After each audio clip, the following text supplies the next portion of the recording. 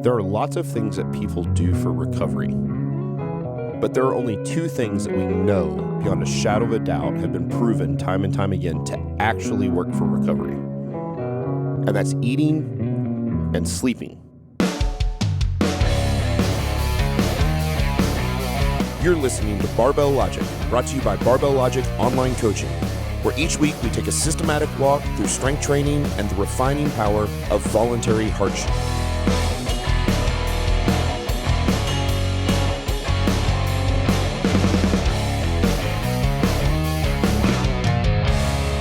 Welcome to the Barbell Logic Podcast. I'm Scott Hambrick. There's Matt Reynolds, and today we're going to do part seven of our Getting Started series. We're going to do it about recovery today.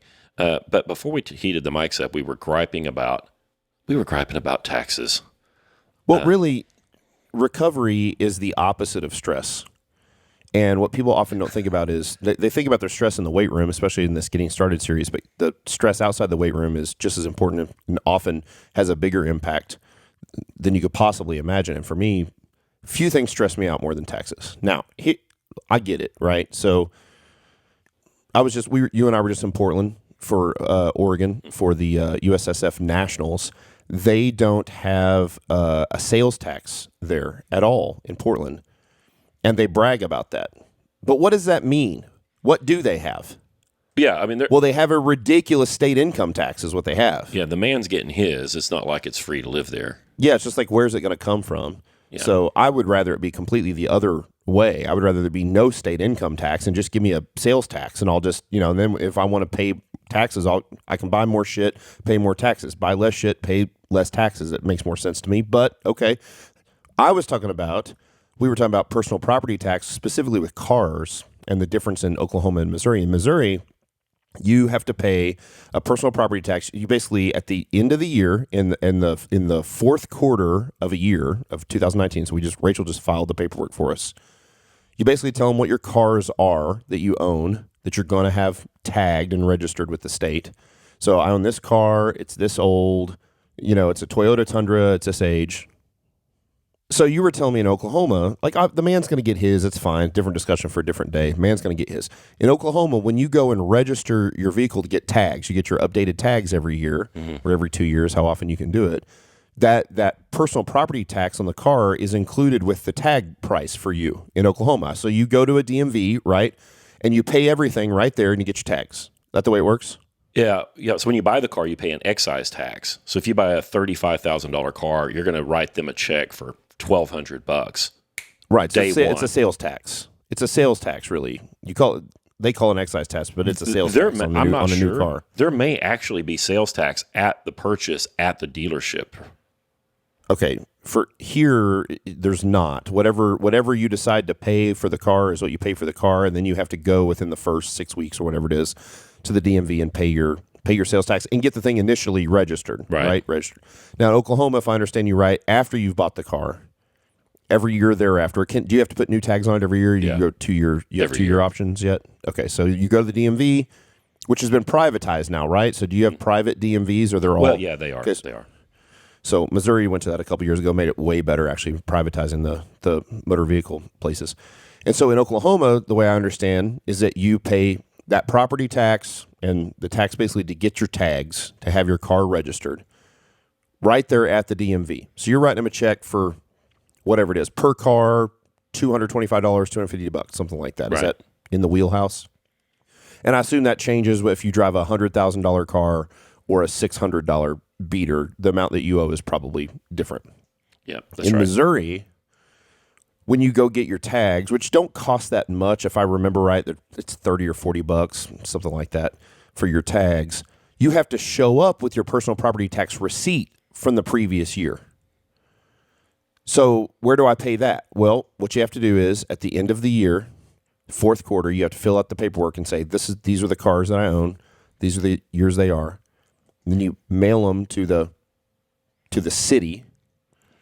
And then you have to go to the courthouse and you go find somebody. And you're like, okay, I need to pay my personal property tax. And they're like, okay, go to room 201 And so you go to room 201, you're like, I need to pay my personal property tax. We're like, we don't do that here. We print the bill to tell you how much you owe for your personal property tax. I'm like, okay. I'm so going, they I'm print going you your crazy bill. just even listening to this crap. They give you your bill. So now here's my bill. And I usually pay for both, both cars at the same. So we have 2 cars. So I get the bill and they're like, okay, now I need you to go downstairs to room 102 and you can pay your bill. So you go down to room 102 and you go down and you write them the check in 102. They're like, okay, perfect. Thank you. I was like, and I need the receipt for my shows that I paid for the DMV. And like, yeah, we don't do that here. You got to go up to room 310. So then in the same courthouse, I got to go to 310 and they print off the receipt. You can't fucking go in and pay your personal property tax and get a receipt in the same room. You got to go to 3 different rooms. You got to bill. One is for billing, one is for writing the check, and one's for getting the receipt. That's how government works. Are you serious? And then I have to take that piece of paper and go to the DMV and then pay the registration fee. Like it's literally it's an entire day affair. Yeah, these taxes, these property taxes, whether it's for an automobile or a piece of real estate, are the most unjust thing possible. It's rent. If you don't pay your property tax, right, they'll throw you out of your house eventually. Like, it costs me X hundreds of dollars a month to you rent own my your house from You don't Tulsa have County. a mortgage. Nope. That's right. You don't have a mortgage. You theoretically own your house, but you still have to pay property taxes on the house. Yep. To the government for owning the house. So I have an ongoing expense to keep the house that isn't maintenance. So do I really own it? I don't own it. Right. I don't really own it. We talked about this. The problem of me trying to buy our house, our last house we tried to buy, how much the system works against a business owner. Like it's so against a business owner. We showed up. I'm like, all right, I got good credit. I got money in the bank. Everything's solid. It seems like low risk, right? Income's gone up every year for 10 years. Show up, they're like, where's your last 2 years of W-2s? Right. Like, what do you mean last 2 years of W-2s? I own my own business, and the income in the business has gone up every year. And they're like, oh, we can't give you a bank loan. Like, what? Are you serious? I was like, when I was a teacher and I had no money and my credit score was 645, you could give me a house? I made $32,000 a year? Then I can get a house because I got 2 years of W-2s. Well, they knew no one would fire you. Isn't that, I guess. That's crazy. Yeah. Oh, the system's so broken. Okay, my blood pressure's high now, so I need some recovery. So let's talk about recovery. Recovery for beginners. So if you think about this process of this, really, we're in step 7 of this series. We've talked about how to get started strength training, what the programming looks like, what kind of equipment you need, what the day-to-day, Monday, Wednesday, Friday sort of program, that linear progression we talked about last week looks like. Now we're going to talk about like how important recovery is. And it's sort of the forgotten element for most people, don't you think? I mean, recovery is really the thing that people often forget about. Yeah, I think it is. There's a saying that says that the gains aren't made in the gym; they're made in the kitchen and in bed. It's like what are we actually doing in the gym to the body? Well, we're just getting the stress in the gym. Yeah, we're actually breaking your body down, right? That's really what we're doing. Like there is a system of stressing your body to the point of, the fancy word is we're disrupting homeostasis. The layman terms are we're kicking the shit out of you is what we're doing. Like you go in the gym and you get beat up in the gym, and that's the goal. The goal is now you get beat up too much, you can't recover. You get beat up too little or not beat up at all, you don't get the adaptation we want, which right now for everybody is strength. But if the stress is correct, and we talked about the stress recovery adaptation cycle, the stress is there, I have to have the recovery. And this is where I really like what Dr. Jonathan Sullivan, who wrote the Barbell Prescription book and has the Barbell Prescription seminars, says. He gets so he primarily works with seniors, people who are over 50. And he calls them all masters athletes. Yep. And he gets them calling themselves masters athletes. And I think this paradigm shift in your head of I am an athlete, even if you're a guy who works, who's a desk jockey all day, working your job, it is super important. You got to think of yourself as an athlete. How would someone who lives at the Olympic Training Center or who is literally a professional athlete, how much do those guys, if done correctly, take care of their bodies? And you'll see people who are very even irresponsible, like in professional sports, who tend to often take recovery pretty serious, right? Like even doing crazy stuff. You see the crazy, like, oh, they're doing ice baths and hot tubs and massage and all these sorts of things, right? The body compression things, right? They go in there and they put their whole body in like in a big, like basically like a blood pressure sleeve. And they do all that sort of stuff, right? And maybe that stuff works. Probably it doesn't. But the idea is they think of themselves as athletes. And that's easy when you're a paid athlete. And it's a little different when you're a 45-year-old soccer mom or dad. But you got to think of yourself that way too. Yep. Yeah, you have to think of yourself that way. And you undergo the stress in the gym. We've talked about how to do that. We squat, we press, we bench press, we deadlift, we do our 3x5s, we do our heavy 1 set of 5 for our deadlifts. We put weight on the bar every single time. And then you have a responsibility when you're not in the gym to continue to pay attention to your training. And then we do that by making sure that we recover properly. And the main things that you have to do to recover properly are eat like a strength athlete and rest like one. So you want to talk about rest first? Sure. So piggybacking off what Scott said, there are lots of things that people do for recovery. But there are only 2 things that we know beyond a shadow of a doubt have been proven time and time again to actually work for recovery. And that's eating and sleeping, or eating and rest. So let's talk about rest first. Everybody, regardless of your age, needs 8 hours of sleep a night to fully recover. For some of you, that is not going to be possible. But you're going to do the best you can to get not just 8 hours of sleep, but 8 hours of uninterrupted high quality sleep. So we've talked about this before. Sleep, we did a whole episode. Actually, you can go back and find it on sleep hygiene, on our sleep hygiene. The biggest deal is just blocking out the 8 hours in your calendar to make sure that you go to bed at the same time every night and you wake up at the same time every morning. And I don't care if you're somebody like me who goes to bed at 8 a.m. and gets up at 4:30 or 5, who goes to bed at 8 p.m. and gets up at 4:30 or 5 in the morning, or if you're somebody who goes to bed at midnight and gets up at 8 a.m., doesn't matter. As long as you go to bed at the same time and you wake up at the same time, you've got to develop that schedule. Your body gets on a rhythm of sleep time and awake time, and it's highly important that you do that. And then paying attention to those issues in the room that could be distractions for you. So light, noise, blue light from your cell phone before you go to sleep, electronics before you go to bed, caffeine before you go to bed. Like you want to purge yourself as much as you can of those things to make sure that your sleep quality is good. So I start there. I start with the calendar and I start with sleep hygiene, and I make sure that my sleep, I get at least 8 hours of sleep a night. Yeah, we have a lot of clients that have jobs that prohibit them from getting that kind of sleep. We have clients that have young children and have trouble getting that kind of sleep. And, if that's the case, then that's the case. I mean, but when we can, we need to turn the lights off. We need to put our phone away, and we need to shut our eyes and go to sleep. Avoid the caffeine before bedtime. All that stuff. And if you can't get to sleep, you're 8 hours unbroken because you're a paramedic or you get a kid you're breastfeeding at 2 a.m.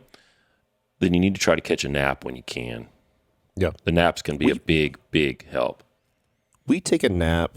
Well, Rachel takes a nap every single day, and I take a nap most days, and they're usually not long. They're usually, between 20 minutes and 40 minutes for me for a nap.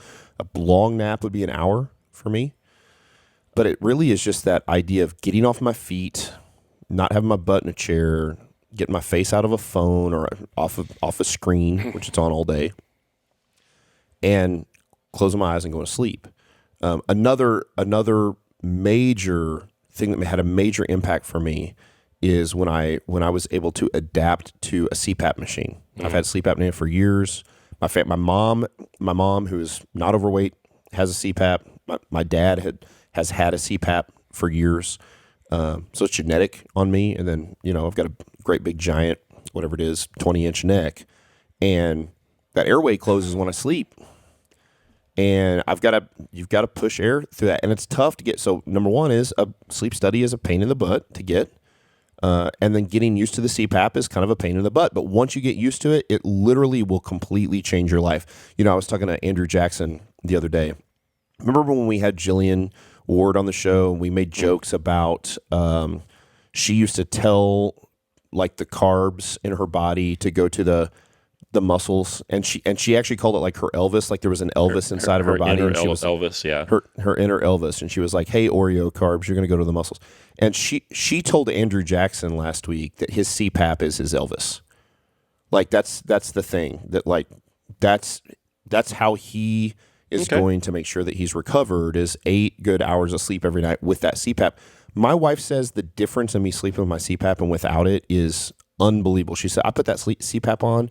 And she's like, she thinks I'm dead sometimes. Like I don't toss, I don't roll to my side. I sleep on my back with the CPAP on and will not move. I wake up with like bed sores on my back because I haven't moved all night long. It's like golf ball size holes in me. Yuck. And not really. You can see your pelvis. That's right. And so quality of sleep is big. So if if you snore, if you choke, if you wake up gasping for air at night, like that's got to get fixed. Like that's a big deal. Got to get fixed. So high quality of sleep, high quality of rest, making sure you get enough rest, 8 hours a day. If you can't sleep, 8 hours at nighttime, trying to supplement that sleep with naps is really, really important. And most people can certainly get 7 hours. It's pretty rare that somebody can't get 7 hours of sleep, and it makes a big difference. Last night, I went to bed at 7 p.m., which is really not normal for me. I go to bed early, but I've been on the road for 3 straight weeks, and mentally, I'm excited about what we're doing and where the business is going. Physically, I am just exhausted. I've been on 3 straight weeks of business trips. No vacation, not fun, just long hours of work. And I came home, and of course, I've been on West Coast times. My time zones are screwed up a little bit. And I went to bed at 7 last night, and I slept till 7 this morning. I slept 12 hours last night. I needed it. My body needed it. So I did it. So sleep is huge. So athletes sleep, and they get good sleep. They take their sleep seriously. They don't go to sleep with the TV on. They don't go to sleep with light. Get those blackout shades. White noise if needed. Take care of the sleep apnea. All that stuff is real important. Sleep. 2, food. Guys. What you got for me? Guys. You have to eat so much more food when you do this than people who don't do it. If you're an underweight person and you started in linear progression, you're going to need to gain muscular weight in order to get any of the good or much of the good out of the process. You're going to eat a surplus of 400 to 3,000 calories. Yeah. So you've got to take in more calories than are going out. Yep. Right, there are other factors at play there, but by far the main factor at play is calories in, calories out. Yep. More calories have to be coming in than are going out if you're going to gain muscular body weight. If you're going to gain body weight at all. And I know somebody listened to this and thought that's insane, but I'm going to say it again. You're going to have to eat somewhere, depending on how underweight you are, and if you're male or female, somewhere between 400 to 3,000 calories of surplus a day. All of us people who coach professionally have had underweight young men who are, let's say, 17 years old and 6 feet tall and weigh 160 pounds. Those young men need to be eating 5,000 calories a day, and they can take their squat from 85 pounds to 385 pounds in LP, and they can take their body weight from that 160 to 210 without their waist going up very much. Their waist measurement is going to go up because their backs are getting much, much stronger. Big muscles on their back. Their back abs are getting bigger, and their front abs are getting bigger. So that's going to make their belt go. You're going to have to let their belt out a little bit, but they're not going to be able to pinch an inch on their fat, Right. So they have to eat a lot of calories. A young lady who's 5'5" and weighs 120 is going to take her squat from 55, 65 pounds to 185 pounds or maybe more. And her body weight is going to go from 120 to perhaps 140. Her waist probably actually isn't going to change, but that young lady, I'm going to have her eat around 400 calories a day in surplus. Yep. So these are the underweight people. The overweight people, you guys are lucky. You've got better leverages because you're a little fluffier and you're carrying around calories. So we just want to make sure that those people are eating 200 grams of protein a day. The ladies are eating 160 grams of protein a day.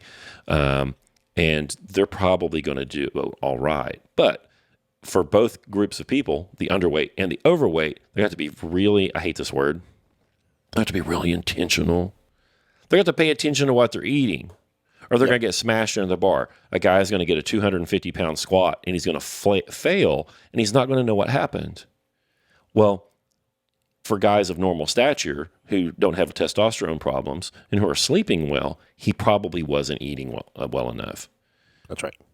And if you think, oh, it's not heavy yet. I just started. I'm in week 2. It's not heavy yet. I'm not going to start eating like that. No. You need to get ahead of that. Your body weight takes a little while to ramp up. You need to go ahead and start eating now. Go ahead and start eating now. Yeah, I look at macronutrients. So you had addressed the calorie issue, right? Of calorie surplus versus being in a calorie deficit if you're trying to lose weight.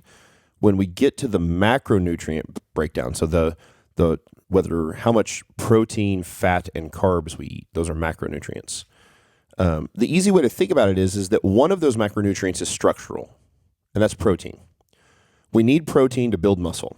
Now, who needs muscle? Underweight men, underweight women, overweight men, overweight women. All of them need muscle. All untrained people all need of muscle. them need protein. All of them need protein. So whether I am in a severe calorie-restricted diet, which we're probably never going to put you on at Barbell Logic, or whether I am in an uber, I need to gain weight diet, protein is always going to be high because we always need to continue to build the structure, which is the muscle. In order to get stronger over time, muscle mass has to go up. Now, ladies, we've got podcasts on this too. You are not going to be able to build very much muscle mass. Matter of fact, it's very difficult for you. Your muscle protein synthesis is very, very low because you don't have the hormones to produce the muscle the way guys do with testosterone.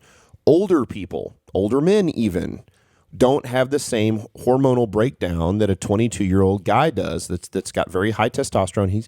His ability to utilize the protein he eats and turn it into muscle is far greater than the rest of us. You get over 40 as a guy, that really starts to come down. Really over 30 as a guy, it really starts to come down. It sucks. Yeah, it sucks. It's terrible. And for women, it's very difficult to gain muscle mass. And so we have to be, like Scott said, as much as we sort of hate the term, you got to be very intentional about eating enough protein. And I can't fathom that there is a guy on the planet who needs to eat less than 200 grams of protein per day. Nope. And kind of the same thing for women. There's always outliers. For women, just about every female needs to eat 150 grams of protein a day. Just about every female needs to eat 150. That's training. Remember, this is different if you think of yourself as an athlete. The more advanced an athlete is, the less muscle protein synthesis they're doing. Dang it. Correct. Dang it. So the less of that you're doing, the less protein you need. So here's the flip of that. The newer you are to this sport, the more muscle protein synthesis you're doing. And so you need. And you need it. And so you've got to fuel that with eating a lot of protein. So right. And you're going to have to log your food. That reverse thought process of most people think that 17-year-old boy or that 22-year-old boy needs all the protein, but the 65-year-old woman doesn't. It's actually the opposite. That 17 to 22-year-old boy utilizes virtually every gram of protein he eats to make muscle. Right. But the 65-year-old lady doesn't because it's harder for her to make muscle. So actually a higher percentage of her total daily calories need to come from protein than the 17-year-old kid. It's actually different, right? So protein is structural. Everybody needs protein. Just about everybody that trains with us and everybody that does this right, if you think of yourself as an athlete, you need a high protein diet. No, it's not going to ruin your kidneys. No, you'll be just fine, right? You'll be just fine. Now, and protein's only 4 calories per gram. Correct.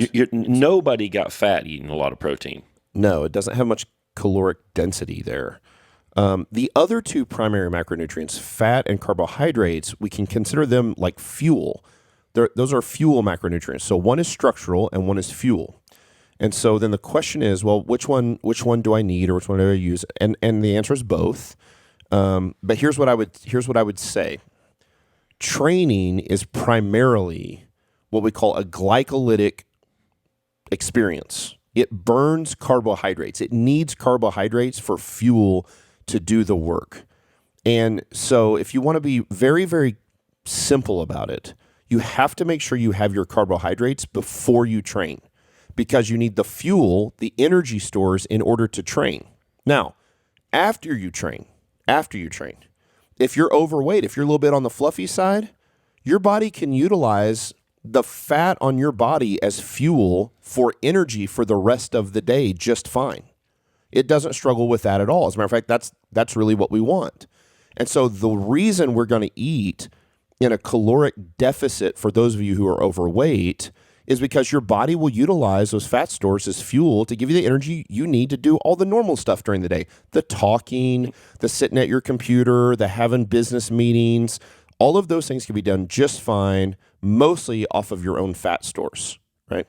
But training, that fuel often needs to come from carbohydrates. There is other training out there, endurance, long, slow duration type training that actually utilizes fat as its primary form of fuel. So if you want to just walk fast on a treadmill for an hour, fat is the primary, which isn't any fun and nobody wants to do it, but fat is the primary fuel. That's not what we're doing. We're squatting and we're deadlifting and we're bench pressing and we're pressing, and we might be pushing the prowler a little bit, and that's it, right? And so because our heart rate ramps up, we need to have the carbohydrates. A lot of people, the bro science will tell you that you need to have the post-workout shake. You got to have the protein and the carbohydrates and all of those calories right after you work out. And the reality is you need the carbohydrates before you train more than you need them after you train, right? After you train. Now, if you're underweight, you probably need carbohydrates all the time. Yep. And you're probably and it's going to be very difficult to eat enough calories. So carbohydrates, just like protein, are not very calorically dense. They're also 4 calories per gram.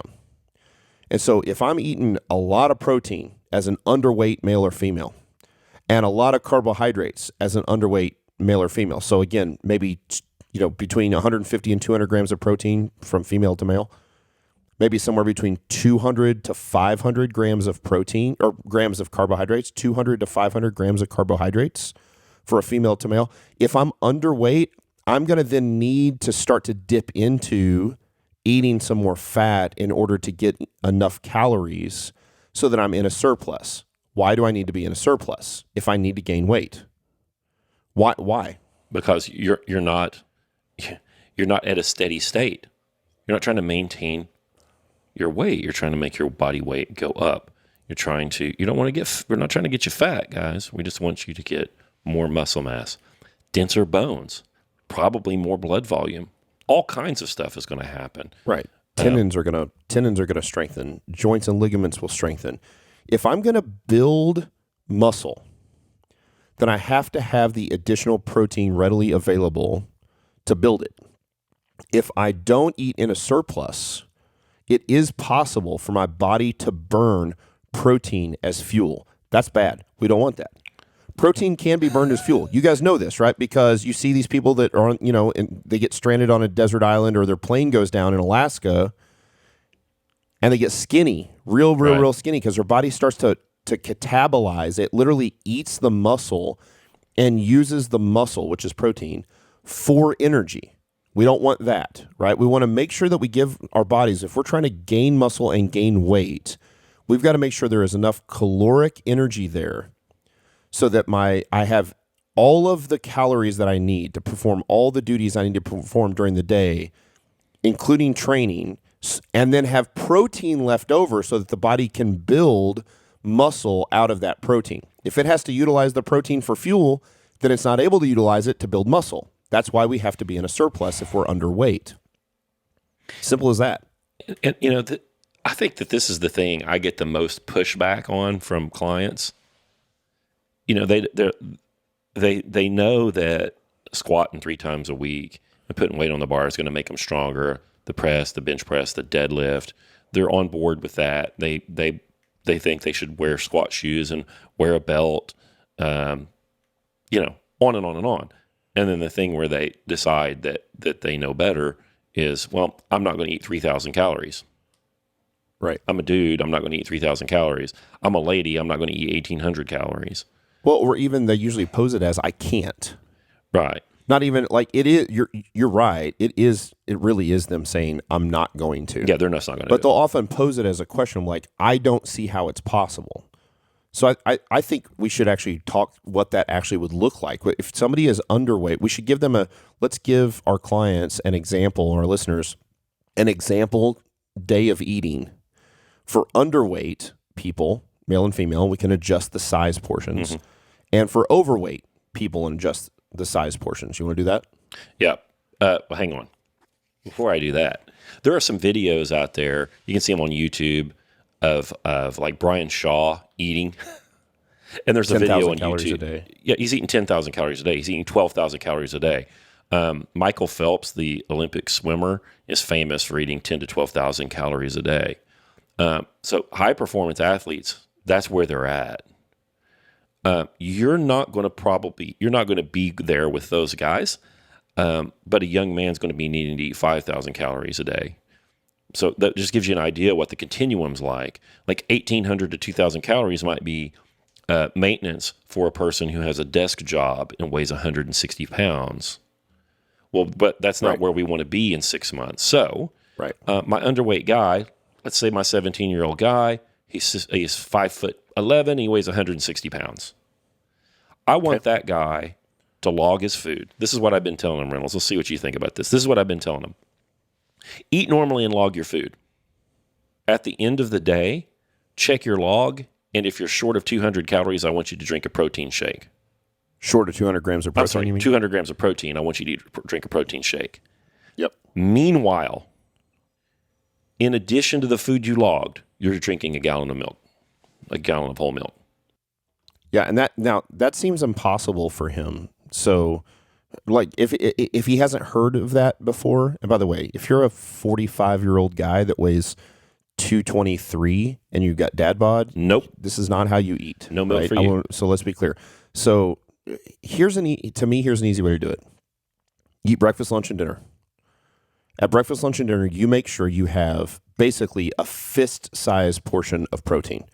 So for a guy, that's going to be a big chicken breast, or it's going to be like a chicken breast and a half, right? For a female, that's going to be like a chicken breast. A fist-sized portion of carbohydrates. If they're really underweight, they might need 2 fist-sized portions of carbohydrates. And then fill the rest of their plate up with vegetables. And then what I do is I just say, just drink a glass of milk with a glass of whole milk with every single meal. So you're going to have a big handful of protein, which for breakfast is often eggs and bacon, right? Yep. You're going to have a big fistful of carbs, which maybe that's oatmeal or cereal, bread, or whatever, right? Veggies, which could easily be like, you could put veggies in that veggie omelet, those eggs and bacon that you're having, and then you have a big glass of milk. That's it. And at lunch, you do the same thing. At lunch is probably like a chicken sandwich or a burger. For a guy, you're probably going to need to go double meat every single time. You're going to ask for double meat. For a female, you want to make sure you got still plenty of meat, right? A salad works perfectly fine, and a big glass of milk. Again, no problem. It's a sandwich, right? So you got 2 pieces of bread, big thing of meat, salad, glass of milk. Dinner, most people do okay at dinner, especially if they eat at home, right? So maybe it's a big piece of grilled steak, grilled chicken, grilled fish, veggies, potatoes, rice, or pasta, one of those things, and a big glass of milk. You log all that at the end of the day. You go, well, like, what did I eat? Well, you probably ate close to 200 grams of protein if you were a guy and 150 grams of protein if you're a girl. And if you didn't, because the hamburger patty that you had for lunch was too thin, or you had the little small packet of tuna instead of the big packet of tuna, or whatever it is, then you have your protein shake. and you get there. It's easy enough. I just don't think that's enough food. You're telling me? Yeah, for the underweight guy. Well, you told me they're going to eat normal, breakfast, lunch, and dinner, and then a protein shake at the end. Plus, they're going to drink a gallon of milk. Because you're saying I didn't get them to a gallon of milk. You didn't get them to a gallon of milk. If they have 4 12-ounce glasses, they're at about first a third off, of a gallon. let me back off. Who drinks a 12-ounce glass of anything? All these underweight guys. Yeah, you're right. They do. So, yeah, but if that's a 24-ounce glass, and they drink that 4 times a day. Look, Matt, let's not give him any excuses. Okay. Gallon of milk. You're right, but it's called GOMAD, gallon of milk a day. I'm still telling you, you're exactly right. I'm not arguing against you, but I think it's easier to have a nice big glass of milk 4 times a day with 3 meals and a protein shake. And for most of these people, for a while, that's going to get them real close or enough. Right. And it doesn't seem so daunting. Okay, well, I'm going to have a glass of water. I'm going to have a tea or something anyway. Instead, I'm just going to replace it with a big glass of milk. Tea. It would be fine. I like tea. Do you like tea? You don't like tea? No, tea's fine. They need to drink milk. Yeah, no, these guys do. But the point is, they're eating a normal breakfast, lunch, and dinner, and every single meal has a big serving of protein, a big serving of carbs, and a big serving of veggies, and a big glass of milk. And that's your meal. You got 3 times a day, and at nighttime you have a protein shake, and you're done. That's pretty close. My biggest weight gain in 1 month for a young man. Yeah, 16 years old, 6'1". He gained 26 pounds to get to 153. Right, doing GOMAD. That's 130 day. That's a 30-day period. Yeah, I did that from the time I weighed 175 to the time I weighed 245. I drank a gallon of milk a day just about every day for about 6 years. Right. And that took me into professional strongman, competitive strongman. But so you still get a fair amount of underweight guys, but I still really think that a lot of our listeners are probably more in that slightly fluffy middle age. Sure. Dad bod, mom bod. And so that's going to look a little different. And for me, that's going to look more like a very similar breakfast, right? So I'm still going to have a lot of protein at breakfast. That might be like 1 or 2 whole eggs and another cup or so of egg whites, a big omelet with veggies, right? So with those eggs and egg whites and veggies, and a big bowl of oatmeal. Right. And that person maybe doesn't want to eat that or drink that big giant glass of whole milk. They probably don't need it. They might need some skim milk, some Fairlife. And so then they get their carbs, and then they maybe train mid-morning. And at lunchtime, they focus more on big pieces of meat and veggies. And those veggies can be tossed in a little bit of, a little drizzle of olive oil and balsamic, or, we're not slather them in butter. But you can start to back off your carbohydrates there because you don't need them. You want to be in that a little bit of a deficit, but make sure that you still have plenty of protein. And then same thing at dinner, you're going to have a big piece of meat, lots of veggies. And if you want carbs, by the way, carbs are fine. There's nothing wrong with carbs. And we talked about it. Carbs are not calorically dense. So what I do is if I'm training in mid-morning, which this depends on what time of the day you train. At dinner, a lot of times, I just kind of have like a half serving of carbs. If I want to have some rice, I don't want to deprive myself. The goal isn't to try to eat like a bodybuilder. I like vegetables. I do. I like the way vegetables taste. There's ways to make vegetables yummy. Find the ones you like. Green vegetables especially. Salads. Big, nice grilled piece of meat. Works great. Yep. Half a serving of carbohydrates. And then at nighttime, if you're not at the 200 grams of protein, you have a protein shake, but you don't have to put it in whole milk. I'm a big fan of utilizing Fairlife skim milk and egg whites. And I'll do like a cup and a half of Fairlife skim milk, another half cup to a cup of egg whites, couple scoops of protein, and the combination of that Fairlife, which is sort of filtered skim milk, so it's higher protein anyway, and the egg whites and the protein, and it blends up, and it's real, like it's frothy and good and tastes like it's made kind of with whole milk, even though it's not.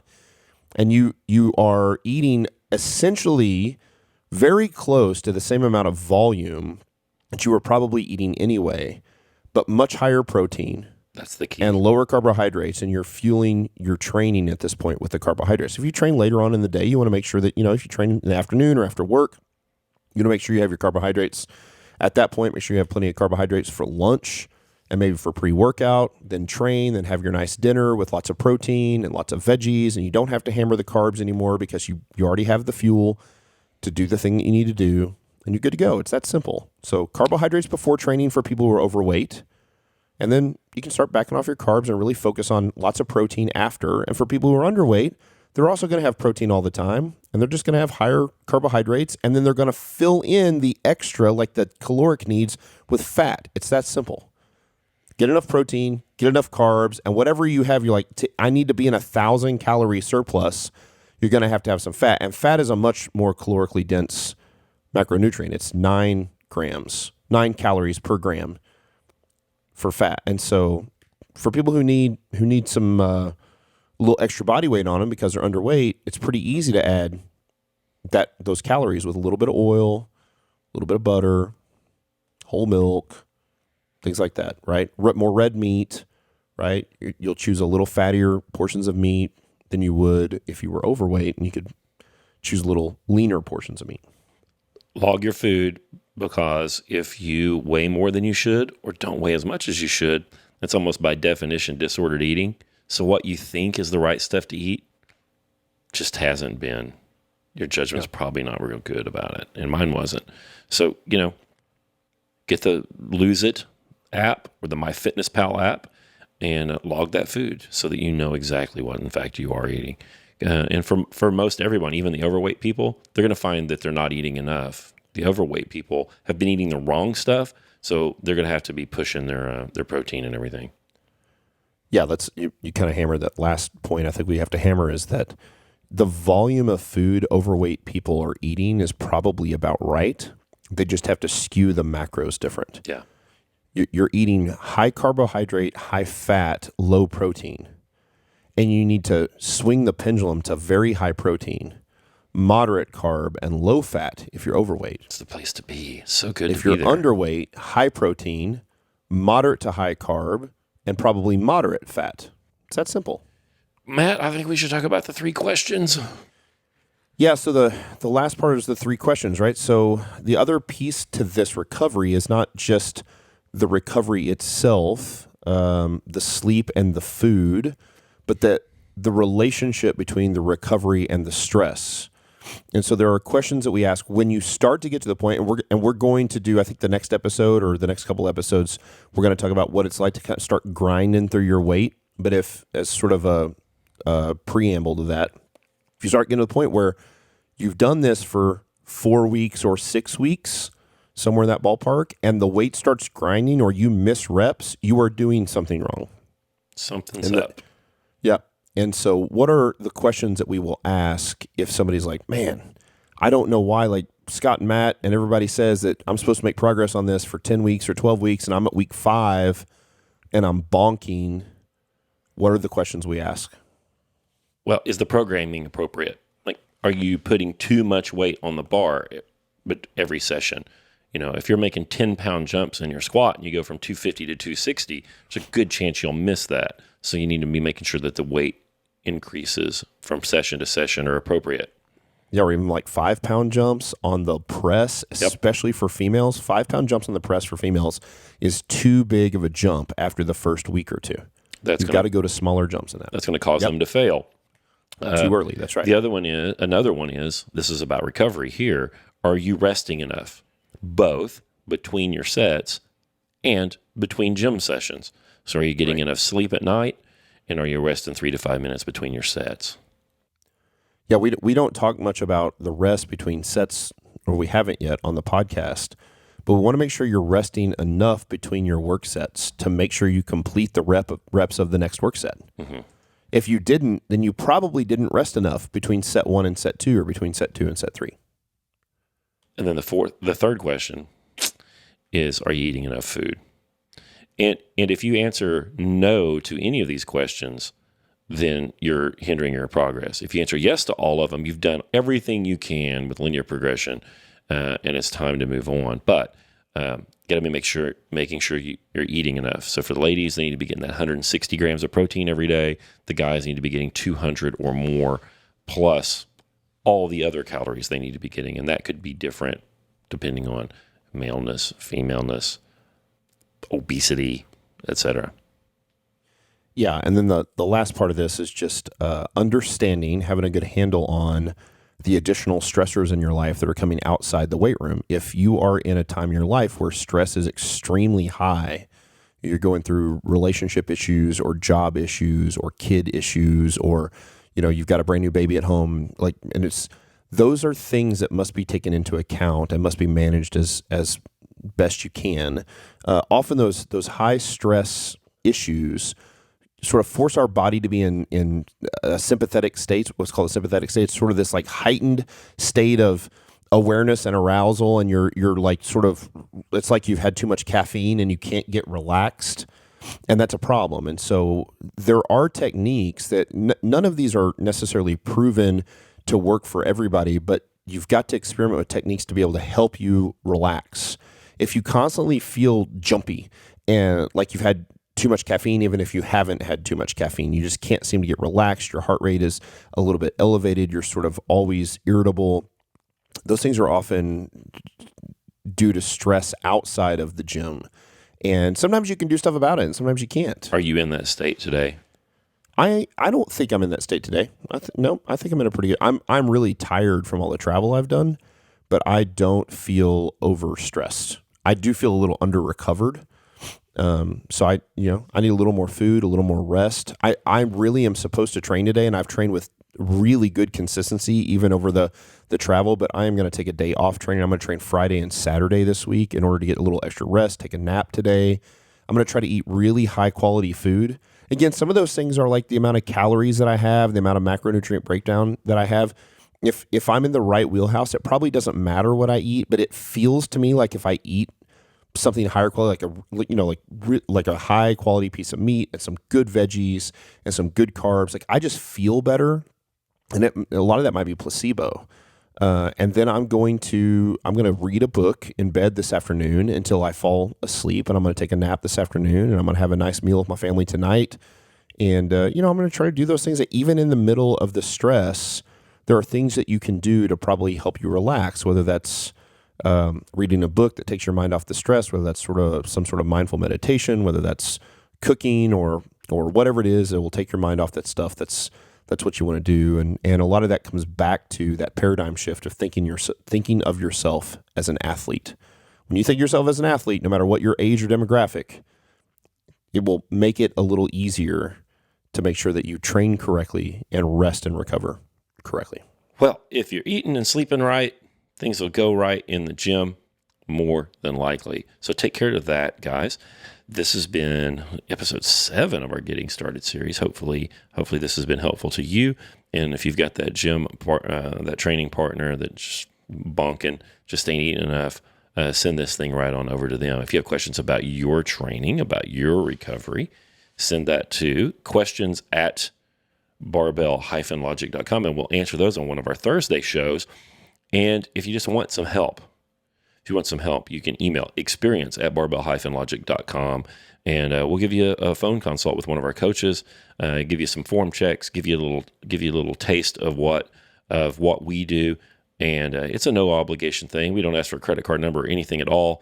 So you can get a little taste of that, and hopefully that'll be all you need. And if so, you can just keep on keeping on with your training. Anything else, Uncle Matt? No, sir. All right. Thank you Sounds guys good. so much for listening. If this has been helpful to you, if our show's been helpful, go to iTunes and give us a 5-star review, because that helps us. Thank you, guys. We'll talk to you in a few days. See ya.